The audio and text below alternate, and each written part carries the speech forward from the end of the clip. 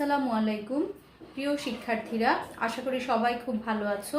তোমরা জানো ইতিমধ্যেই আমরা রসায়ন দ্বিতীয় পত্রের তড়িৎ রসায়ন অধ্যায়টি নিয়ে আলোচনা করছি। আর সেই ক্ষেত্রে আমরা গত ক্লাসে তড়িৎ রসায়নের তড়িৎচালক বল নির্ণয়ের কিছু গাণিতিক সমস্যা করেছি। আজ আমরা তড়িৎচালক বল নির্ণয়ের আরও কিছু গাণিতিক নিয়ম করব। প্রিয় শিক্ষার্থীরা, গত ক্লাসে আমরা তড়িৎচালক বল নির্ণয় করেছি। সেই ক্ষেত্রে তোমরা দেখেছো সেই তড়িৎচালক বল নির্ণয় করার সময় প্রদত্ত বা উদ্দীপকে যে তড়িৎ রাসায়নিক কোষটি ছিল সেই তড়িৎ রাসায়নিক কোষের অ্যানোডে জারণ বিভব এবং ক্যাথোডে বিজারণ বিভবের পরিমাণগুলো দেওয়া ছিল। তোমরা সহজেই অ্যানোডে জারণ বিভব এবং ক্যাথোডে বিজারণ বিভবের সমষ্টি নির্ণয় করে প্রমাণ তড়িৎচালক বলটি নির্ণয় করেছো। কিন্তু তোমরা জানো তড়িৎ রাসায়নিক কোষে যে তড়িৎ বিশ্লেষ্য দ্রবণদ্বয় আছে, আমরা অনেক সময় যেটা দেখি সেই দ্রবণদ্বয়ের ক্ষেত্রে প্রশ্নের মধ্যে ঘনমাত্রা উল্লেখ থাকে। সেই ক্ষেত্রে যদি কখনো আমরা দেখি যে তড়িৎ বিশ্লেষ্য দ্রবণদ্বয়ের ঘনমাত্রার পরিমাণও উল্লেখ করা আছে, তবে শুধুমাত্র আমরা তড়িৎচালক বলটি অ্যানোডে জারণ বিভব এবং ক্যাথোডে বিজারণ বিভবের সমন্বয়ে নির্ণয় করতে পারবো না। তখন আমাদেরকে একটি সমীকরণ ব্যবহার করে গাণিতিক সমস্যার সমাধান করতে হবে, আর সেই সমীকরণটি নান্স সমীকরণ নামে পরিচিত। ম্যাম এখানে লিখেছি নান্স সমীকরণ। যে সমীকরণটি ব্যবহার করে আমরা সহজেই তড়িৎ বিশ্লেষ্য দ্রবণদ্বয়ের যদি ঘনমাত্রা দেয়া থাকে ঘনমাত্রা এবং যদি সেখানে তাপমাত্রা উল্লেখ থাকে, তাপমাত্রাও যদি দেয়া থাকে, তবে অবশ্যই আমাদেরকে নান্স সমীকরণ ব্যবহার করে আমাদের কাছে উক্ত তড়িৎ রাসায়নিক কোষের মোট কোষ বিভব নির্ণয় করতে হবে। তাহলে শিক্ষার্থীরা তোমরা যেটা খেয়াল রাখবে যে আমাদের কাছে যে প্রশ্নটা দেয়া থাকবে সেই প্রশ্নটির মধ্যে তড়িৎ বিশ্লেষ্য দ্রবণদ্বয়ের ঘনমাত্রা দেয়া আছে কিনা এবং তাপমাত্রা উল্লেখ করা আছে কিনা। তাপমাত্রা উল্লেখ যদি নাও থাকে, যদি দ্রবণদ্বয়ের ঘনমাত্রা দেয়া থাকে, তবে অবশ্যই আমরা নান্স সমীকরণটি ব্যবহার করে অঙ্ক করব। যদি ঘনমাত্রা দেয়া না থাকে তবে কোনোভাবে আমরা নান্স সমীকরণ ব্যবহার করব না। তখন আমরা গত ক্লাসে যেভাবে অ্যানোডে জারণ বিভব এবং ক্যাথোডে বিজারণ বিভবের সমষ্টির মাধ্যমে নির্ণয় করেছে তড়িৎচালক বল, ঠিক সেভাবেই করব। তাহলে এবার জেনে নেওয়া যাক নান্স সমীকরণটি কিরূপ হবে। শিক্ষার্থীরা, ম্যাম বোর্ডে একটি কোষ বিক্রিয়া লিখেছি যা প্রতীক অর্থে ব্যবহার করেছি। যেমন এখানে লেখা আছে A moles of A say B moles of B2 plus আয়নের সাথে বিক্রিয়া করে A moles of A2 plus এবং B moles of B তৈরি করে। ম্যাম এখানে ক্যাপিটাল লেটারে যে A এবং B গুলো লিখেছি তারা হলো এখানকার ক্যাপিটাল A এবং B2 plus এগুলো হচ্ছে বিক্রিয়ক, এবং ক্যাপিটাল A2 প্লাস এবং B ক্যাপিটাল B স্পেশালি এরা হচ্ছে উৎপাদসমূহ। আর স্মল লেটারে যে A এবং B গুলো দেওয়া আছে তারা হচ্ছে যথাক্রমে এখানে এটা হচ্ছে বিক্রিয়ক, এরা হচ্ছে এখানে বিক্রিয়ক এবং বিক্রিয়কের মোল সংখ্যা। তোমরা যেরকম অনেক সময় দেখো আমরা এভাবে বিক্রিয়া লিখি, 2 মোল হাইড্রোজেন 1 মোল অক্সিজেনের সাথে বিক্রিয়া করে 2 মোল পানি উৎপন্ন করে। এখানে যেরকম আমরা মোল সংখ্যাগুলো লিখি, ম্যাম এখানে ঠিক সেরকম ছোট হাতের A এবং B দ্বারা মোল সংখ্যাগুলোকে এখানে বোঝাচ্ছে। প্রিয় শিক্ষার্থীরা, তাহলে আমরা এই ক্ষেত্রে কিভাবে কোষ বিক্রিয়াটির আলোকে নান্স সমীকরণটি লিখব। তোমাদেরকে আবারও বলছি, অবশ্যই আমরা নান্স সমীকরণটি লিখব যদি তড়িৎ বিশ্লেষ্য দ্রবণদ্বয়ের ঘনমাত্রা আমাদের জানা থাকে। তাহলে এখানে যে B2 প্লাস লিখলাম বা A2 প্লাস লিখলাম, ম্যাম এখানে অবশ্যই এগুলো আয়নিত অবস্থা। আর আমরা জানি তড়িৎ বিশ্লেষ্য দ্রবণদ্বয় দ্রবণে আয়নিত অবস্থায় থাকে। তাহলে সেক্ষেত্রে আমরা কিভাবে লিখব? নান্স সমীকরণটি হলো E cell equals to E naught cell। Ma'am আগে লিখবো, এরপর তোমাদেরকে প্রত্যেকটি জিনিসের সাথে পরিচয় করিয়ে দিব। E cell equals to E naught cell minus 2.303 RT divided by NF into log উৎপাদ আয়নের ঘনমাত্রা। সবাই খেয়াল করবে এখানে উৎপাদ আছে দুটি, একটা হচ্ছে A2 প্লাস, অপরটি হচ্ছে এখানে ক্যাপিটাল B। ম্যাম বললাম উৎপাদ আয়নের ঘনমাত্রা, তাহলে উৎপাদ অবস্থায় আয়ন যেটি আছে, আয়ন কিন্তু A2+, বি কিন্তু এখানে আয়নিত অবস্থায় নেই, তাহলে সেক্ষেত্রে আয়ন যেটি আছে আমরা তাহলে লিখবো A2+। ঘনমাত্রাকে তোমরা তোমাদের ফার্স্ট পেপার থেকে জানো, ভরক্রিয়া সূত্রের থেকে আমরা যেটা পেয়ে যাই, থার্ড ব্র্যাকেট দ্বারা ঘনমাত্রাকে আমরা প্রকাশ করি। তাহলে উৎপাদ্য আয়নের ঘনমাত্রা এবং তার সাথে যেটি খেয়াল রাখতে হবে, সেই উৎপাদ্য আয়নের সাথে যে মোল সংখ্যাটি থাকবে তাকে আমরা উপরে এরকম পাওয়ার হিসেবে ব্যবহার করব।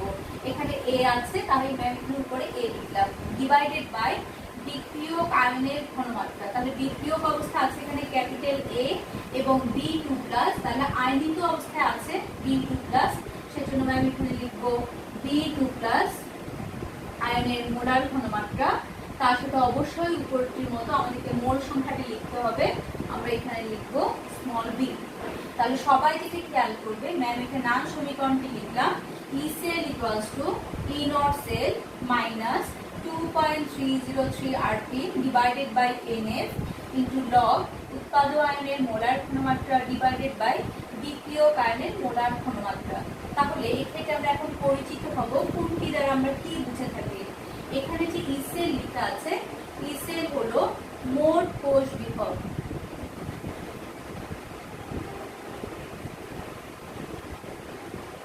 ই নট সেল হলো প্রমাণ অবস্থায়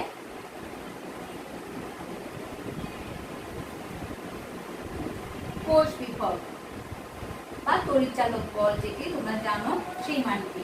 এরপর ক্যাপিটাল আর, এটা আশা করি তোমাদের সবার জানা আছে, এটা হচ্ছে মোলার গ্যাস ধ্রুবক,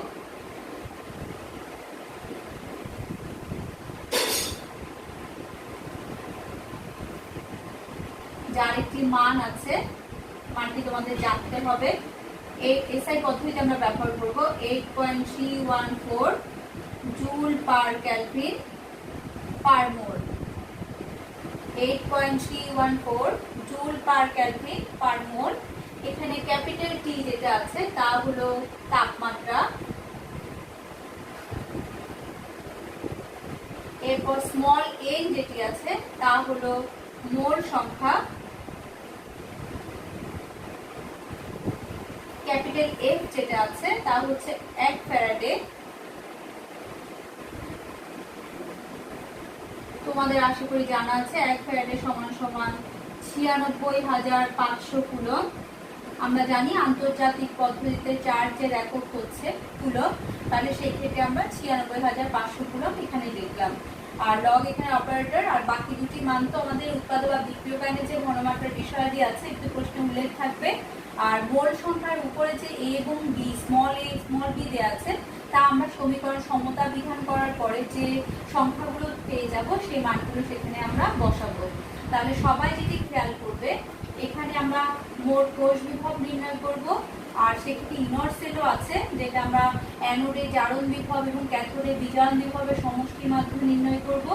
আর এখানে তোমাদের কাছে এখানে আরেকটি বিষয় একটু খেয়াল রাখতে হবে, ম্যাম এখানে যেটি লিখলাম স্মল এন, এটি কিন্তু বিক্রিয়ার সমতা বিধান করার সময় আমরা যে পরিমাণ ইলেকট্রনের আদান প্রদান দেখব, অবশ্যই সমতা বিধান করার পর ইলেকট্রন সংখ্যা যতটি আদান প্রদান হবে ইলেকট্রনের মোল সংখ্যা কিন্তু তাই হবে। এটা হবে ইলেকট্রনের, ম্যাম এখানে যেটা লিখলাম এটার সাথে একটু ইলেকট্রন শব্দটি যুক্ত করবে, ইলেকট্রনের মোল সংখ্যা, অর্থাৎ ইলেকট্রন যতটি আদান প্রদান হবে সেই সংখ্যাটি। আর হলো ক্যাপিটাল আর তো ফিক্স থাকবে, এটি মোলার গ্যাস ধ্রুবক, তার মানটা তোমরা জেনে রাখবে। ক্যাপিটাল টি হচ্ছে তাপমাত্রা। তবে এই ক্ষেত্রে ম্যাম এখন একটি শর্তের কথা বলবো, সবাই শর্তটি লিখো। প্রিয় শিক্ষার্থীরা, যদি তোমরা কখনো উদ্দীপকের প্রশ্নে দেখো যে প্রশ্নের মধ্যে তড়িৎ বিশ্লেষণ দ্রবণদ্বয়ের ঘনমাত্রা উল্লেখ আছে এবং পাশাপাশি সেখানে তাপমাত্রা 25 ডিগ্রি সেলসিয়াস বা 298 কেলভিন আছে, অথবা যদি দেখো দ্রবণদ্বয়ের ঘনমাত্রা আছে ঠিকই কিন্তু সেখানে কোনো তাপমাত্রা উল্লেখ করা নেই, তবে তাপমাত্রা উল্লেখ না থাকলে তোমরা ধরে নেবে সেই তাপমাত্রাটি হচ্ছে 25 ডিগ্রি সেলসিয়াস বা 298 কেলভিন। তাপমাত্রা উল্লেখ থাকলে তো তাই ব্যবহার করবে, আর যদি তাপমাত্রা উল্লেখ না থাকে তবে তোমরা 25 ডিগ্রি সেলসিয়াস বা 298 কেলভিন ধরে তোমরা সমীকরণটি ব্যবহার করবে। ম্যাম এখানে তোমাদের সুবিধার জন্য একটি লাইন লিখলাম, যদি তাপমাত্রা 25 ডিগ্রি সেলসিয়াস বা 298 কেলভিন হয়, অথবা তাপমাত্রা যদি প্রশ্নে উল্লেখ করা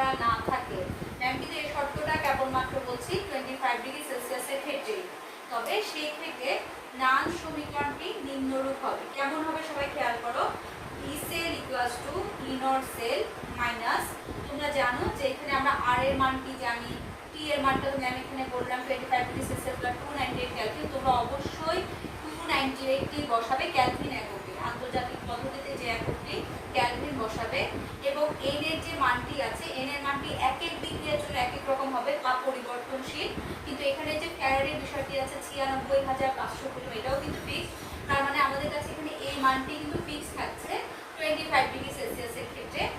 তাহলে সেই ক্ষেত্রে তখন আমরা যে সমীকরণটি পেয়ে যাব হিসেব নিকেশের পরে 0.0592 ডিভাইডেড বাই এন। এন কিন্তু পরিবর্তনশীল বিধায় ম্যাম এখানে এন থেকে চেঞ্জ করতে পারিনি, আর বাকি অংশগুলো কিন্তু অপরিবর্তিত থাকবে, কারণ দ্রবণদ্বয়ের ঘনমাত্রাও কিন্তু পরিবর্তনশীল। এক একটি বিক্রিয়ার জন্য এক একটি উদ্দীপকে তোমরা দেখবে দ্রবণদ্বয়ের ঘনমাত্রার পরিমাণটি পরিবর্তন করে দেওয়া আছে। তাহলে সেই ক্ষেত্রে তুমি এটি ব্যবহার করতে পারবে। আর যদি তোমরা মনে করো যে না আমরা এটি ব্যবহার করব না, সেই ক্ষেত্রে তোমরা সরাসরি মান বসিয়ে এখানে করতে পারবে। আরেকটি বিষয়, যদি তাপমাত্রা 27 অথবা 30 অথবা 35 or 40 ডিগ্রি সেলসিয়াস এরকম দেওয়া থাকে, তখন কিন্তু তোমরা এই সমীকরণটি ব্যবহার করতে পারবে না। তখন তোমাদেরকে সমীকরণের মধ্যে আর এর মান 8.314, তাপমাত্রার মানটি যে তাপমাত্রা দেওয়া থাকবে তাকে ক্যালভিনে রূপান্তর করার পরে মানটি এখানে বসিয়ে ফ্যারাডের মানটি 96,500 এবং এখানে যে এন এর মানটি বিক্রিয়া থেকে কতটুকু ইলেকট্রনের আদান প্রদান হচ্ছে সেই ইলেকট্রন সংখ্যার পরিমাণটি বসিয়ে তোমাকে হিসেব নিকেশ করতে হবে। এই সমীকরণটি কেবলমাত্র 25 ডিগ্রি সেলসিয়াস বা 298 ক্যালভিনের জন্য তোমরা যদি করো তোমরা করতে পারো। এই পর্যায়ে আমরা নান সমীকরণের একটি গাণিতিক সমস্যার সমাধান করব। প্রিয় শিক্ষার্থীরা, ম্যাম বোর্ডে একটি গাণিতিক সমস্যা দিয়েছি এবং এরপর আমরা এটি সমাধান করব। প্রশ্ন থেকে যেটা দেখা যাচ্ছে, একটি কোষ সংকেত লেখা আছে যেখানে দেখা যাচ্ছে অ্যালুমিনিয়ামের জারণ এবং টিনের বিজারণ হচ্ছে, আর সেক্ষেত্রে তারা কিন্তু লবণ সেতুর মাধ্যমে যুক্ত। এরপর নিচে আমরা দুটি বিভবের মান দেখতে পাচ্ছি, যেখানে উভয় ক্ষেত্রে অর্থাৎ অ্যালুমিনিয়াম এবং টিন উভয়েরই কিন্তু বিজারণ বিভব দেওয়া আছে।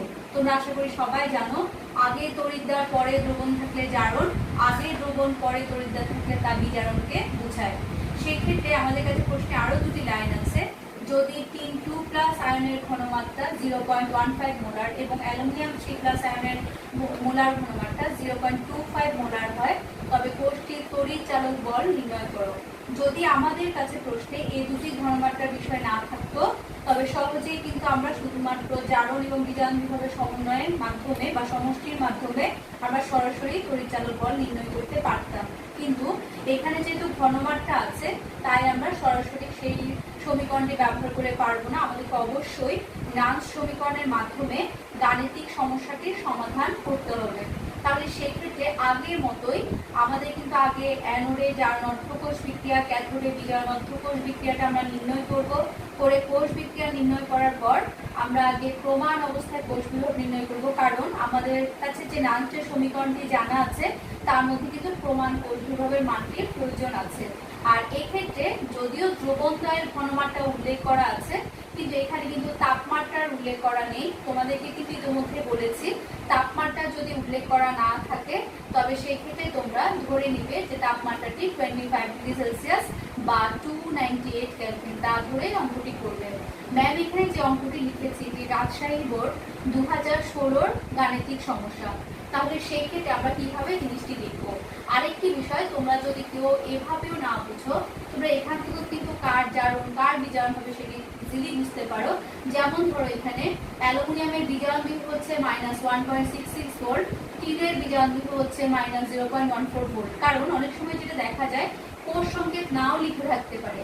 তাহলে সেক্ষেত্রে আমরা যার বিজারণ বিভবের মানটি বেশি দেখব তারই বিজারণ ধরবো, যার জারণ বিভবের মানটি বেশি দেখব তার জারণ ধরবো। তাহলে অ্যালুমিনিয়ামের ক্ষেত্রে মানটি হচ্ছে -1.66, কিন্তু টিনের ক্ষেত্রে বিজারণের মানটি হচ্ছে 0.14। অবশ্যই তার আগে একটি মাইনাস আছে। তোমরা জানো মাইনাসের ক্ষেত্রে যে মানটি ছোট তাই কিন্তু আমরা বড় হিসেবে কনসিডার করি মাইনাস মানগুলোর ক্ষেত্রে, যেমন -1 -2 এর মধ্যে কিন্তু -1টি বড়। তাহলে সেক্ষেত্রে এখানে -1.66 আছে, এখানে হচ্ছে -0.14। তাহলে এই দুটি মানের মধ্যে এটি কিন্তু বড়, তার মানে টিনের বিজারণ বিভবের মান বেশি, অ্যালুমিনিয়ামের বিজারণ বিভবের মানটি কম। যেহেতু টিনের বিজারণ বিভবের মানটি বেশি, অর্থাৎ টিনের বিজারণ হবে আর অ্যালুমিনিয়ামের অবশ্যই সেক্ষেত্রে জারণ হবে। তোমাদের যাদের মাইনাস দিয়ে বুঝতে অসুবিধা হয় তোমরা এগুলোকে জারণ করেও দেখতে পারো, তখন তোমরা দেখবে অ্যালুমিনিয়ামের জারণ বিভবের মানটি বেশি আসছে। তাহলে সেক্ষেত্রে আমরা কিভাবে অঙ্কগুলো করব? তাহলে আমরা যেটা লিখতে পারি, অ্যানোডে জারণ অর্ধকোষ বিক্রিয়া। কারণ আমরা যদি জারণ অর্ধকোষ বিজারণ অর্ধকোষ বিক্রিয়া না লিখি তবে আমরা কিন্তু ইলেকট্রনের মোল সংখ্যাটি নির্ণয় করতে পারবো না। তাহলে সেক্ষেত্রে আমরা যা করব, অ্যানোডে জারণ অর্ধকোষ বিক্রিয়া, তাহলে জারণ হচ্ছে অ্যালুমিনিয়ামের, আমরা সেক্ষেত্রে লিখতে পারি, তোমরা জানো জারণের ক্ষেত্রে সর্বদা আমরা তড়িৎদ্বারটিকে আগে লিখবো, অ্যালুমিনিয়াম বাম পাশে থাকবে, ডান পাশে হয়ে যাবে অ্যালুমিনিয়াম 3+, অবশ্যই 0 3+ বাড়লে জারণ, ইলেকট্রনের আদান প্রদান হবে 3টি। এরপর ক্যাথোডে বিজারণ অর্ধকোষ বিক্রিয়া,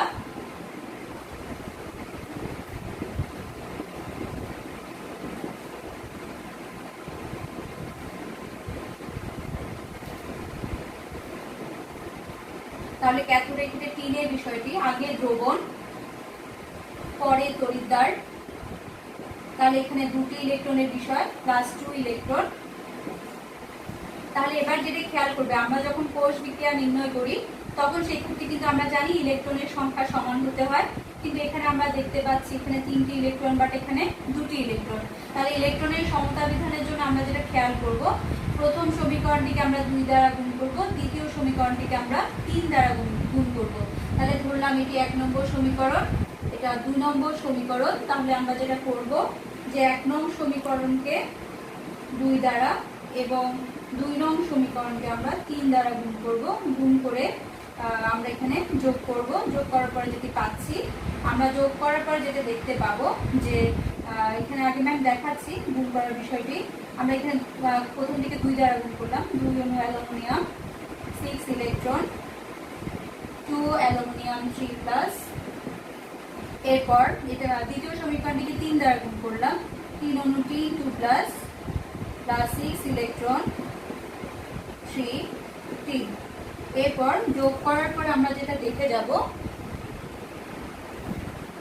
কোষ বিক্রিয়াটি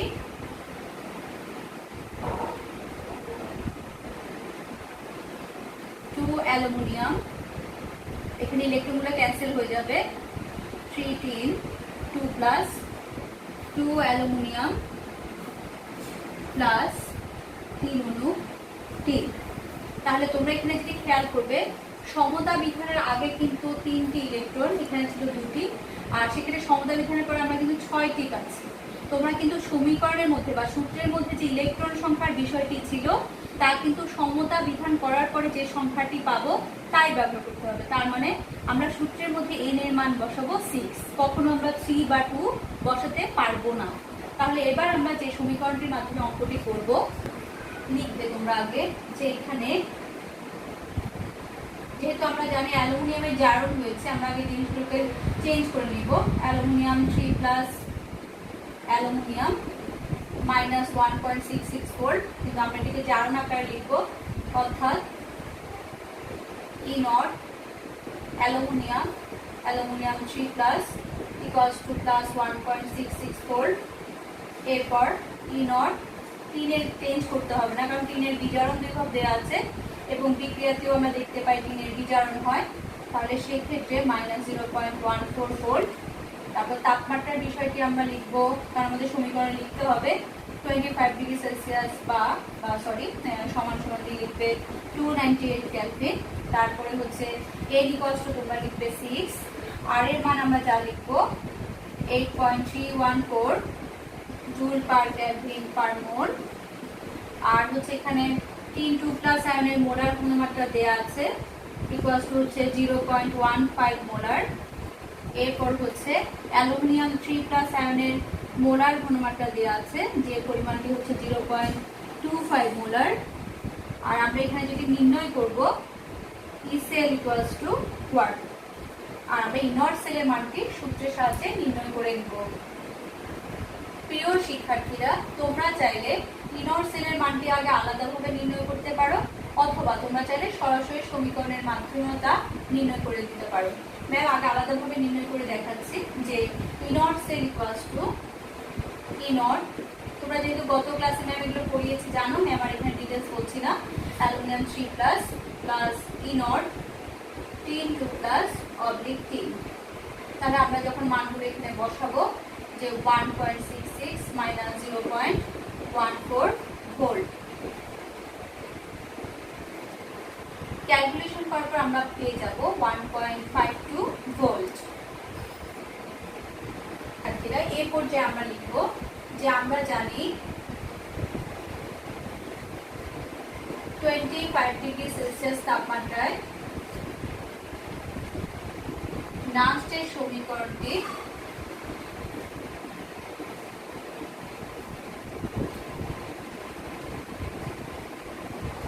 হলো E cell equals to E naught cell minus 0.0592 divided by n into log উৎপাদক আয়নের মোলার ঘনমাত্রা ডিভাইডেড বাই বিক্রিয়ক আয়নের মোলার ঘনমাত্রা। আমরা যে কোষ বিক্রিয়াটি পেয়েছি সেই কোষ বিক্রিয়ার মধ্যে উৎপাদক আয়ন ছিল অ্যালুমিনিয়াম 3 প্লাস, তার মোলার ঘনমাত্রা এবং তার উপর সাথে দেখবে তোমরা বাম পাশের মোল সংখ্যা হচ্ছে 2 আর সে নম্বর উপরে পাওয়ার হিসেবে 2 বসালাম, ডিভাইডেড বাই বিক্রিয়ক আয়নের মোলার ঘনমাত্রা 3 প্লাস, তার আগে ছিল 3 যে নম্বর উপরে পাওয়ার 3 বসালাম। শিক্ষার্থীরা তোমরা যদি মনে করো তোমরা এভাবে সরাসরি ব্যবহার করবে না, তাহলে তোমরা পূর্ণাঙ্গ সমীকরণটি লিখতে পারবে। এখানে মাইনাসের উপরে যেটি ছিল 2.303 RT ডিভাইড বাই NF, তোমরা তাও ব্যবহার করে করতে পারবে। তাহলে এক্ষেত্রে আমরা ইনর সেলের মানটি পেয়ে গেলাম 1.52, এরপর 0.0592 ডিভাইড বাই n এর মান ছিল 6 লগ, দেখো প্রশ্নে কিন্তু অ্যালুমিনিয়াম 3 প্লাস আয়নের মোলার ঘনমাত্রা দেওয়া আছে 0.25 আর 3 প্লাসের দেওয়া আছে 0.15। অবশ্যই পরিমাণগুলোর উপর পাওয়ার আছে, তোমরা কিন্তু পাওয়ারের বিষয়টি কেয়ারফুল থাকবে। আমরা অনেক সময় যেটা দেখি স্টুডেন্টদেরকে পাওয়ার তোমরা লিখতে ভুলে যাও। আরেকটা বিষয়, মান যখন তোমরা বসাবে তখন কিন্তু আর কোনো থার্ড ব্র্যাকেট ইউজ করবে না, কারণ মোলার ঘনমাত্রার মানটি এটি সম্পূর্ণ 0.25, তখন আর থার্ড ব্র্যাকেট তোমরা দিবে না। তাহলে এই পর্যায়ে আমরা হিসেব নিকেশ করার পর যে মানটি পেয়ে যাব তা হলো 1.5075। অবশ্যই এককটি হচ্ছে ভোল্ট। প্রিয় শিক্ষার্থীরা, ম্যাম বোর্ডে আরেকটি গাণিতিক সমস্যা তোমাদেরকে দেখাচ্ছি। যেমন এখানে উদ্দীপকে একটি তড়িৎ রাসায়নিক কোষ দেওয়া আছে, যেখানে আয়রন এবং কপারের সমন্বয়ে এই কোষটি আছে। আয়রন সালফেটের এখানে কিন্তু ঘনমাত্রা দেওয়া আছে 1 মোলার, কপার সালফেটেরও দেওয়া আছে ঘনমাত্রা 2 মোলার।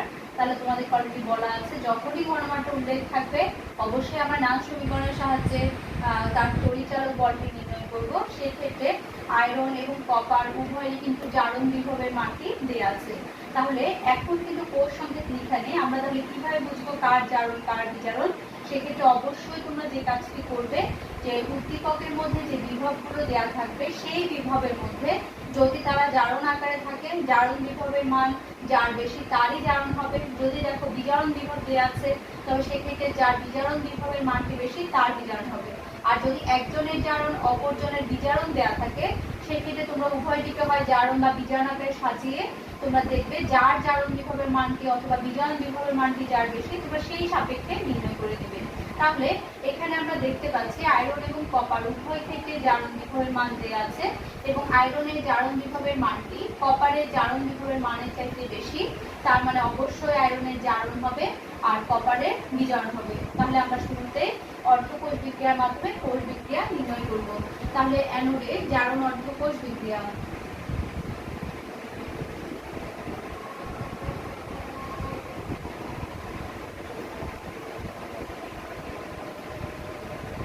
অবশ্যই আগে তড়িৎদ্বার, পরে দ্রবণ, এরপর ক্যাথোডে বিজারণ অর্ধকোষ বিক্রিয়া।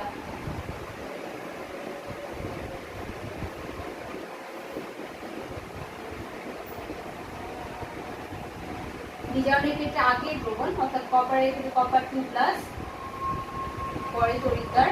এখানে কিন্তু জারণ সংখ্যার মানগুলো 0 প্লাস 2 ইলেকট্রন।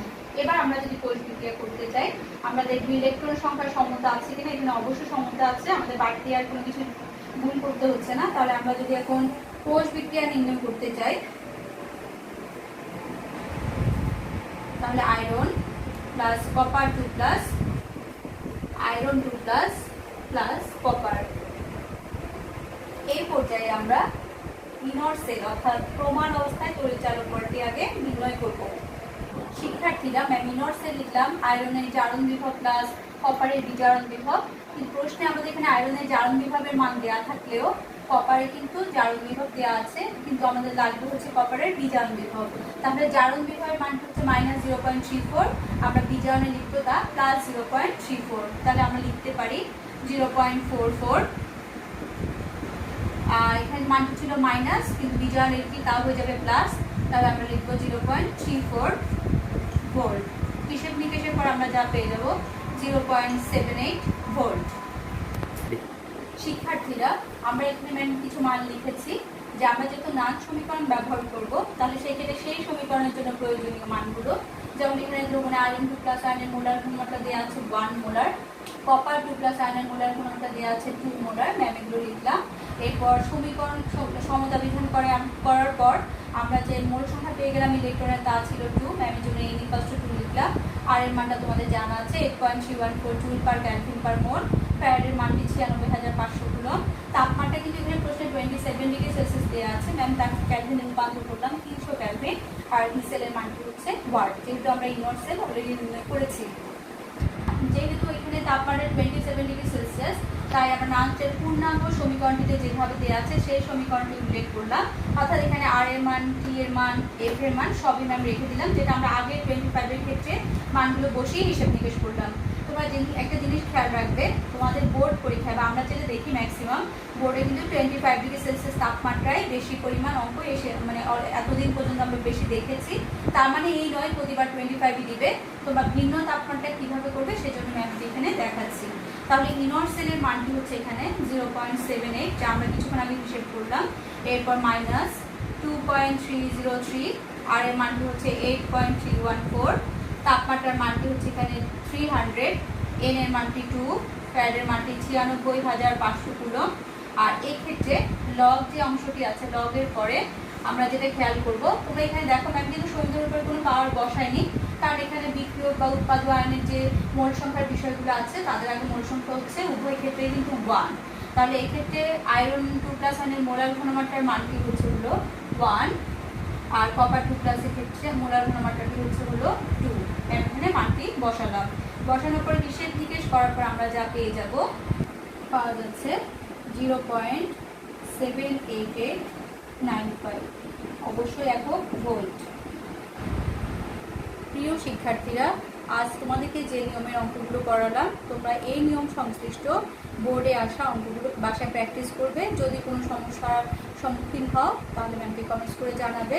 সবাই খুব ভালো থাকবে, ধন্যবাদ।